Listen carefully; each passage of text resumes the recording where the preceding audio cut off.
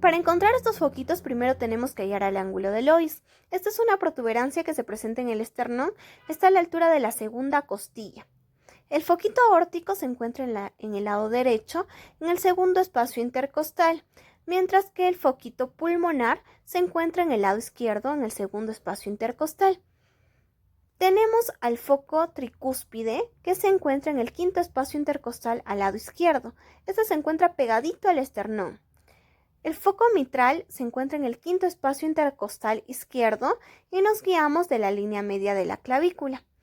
Esto va a dar lugar a los ruidos cardíacos. El primer ruido cardíaco ocurre con el cierre de la válvula mitral y la válvula tricúspide. Esto es el inicio de la sístole. El segundo ruido cardíaco ocurre con el cierre de la válvula aórtica y de la válvula pulmonar. ¿Sí? El tercer ruido cardíaco es una fase de llenado rápido del ventrículo y esto ocurre cuando las válvulas se abren. Se puede hallar en el cuarto o quinto espacio intercostal según la persona.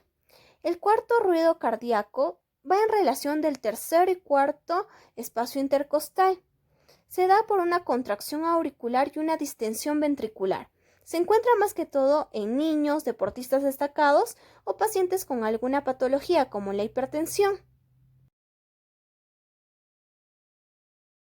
La colocación de los electrodos precordiales en el electrocardiograma es de la siguiente manera. Tenemos en el cuarto espacio intercostal al lado derecho al electrodo número 1, mientras que al lado izquierdo, igual en el cuarto espacio intercostal, tenemos al electrodo número 2. El cuarto electrodo se ubica en el quinto espacio intercostal en la línea media de la clavícula. El electrodo número 3 va en el quinto espacio intercostal en el punto medio entre el electrodo número 2 y el electrodo número 3.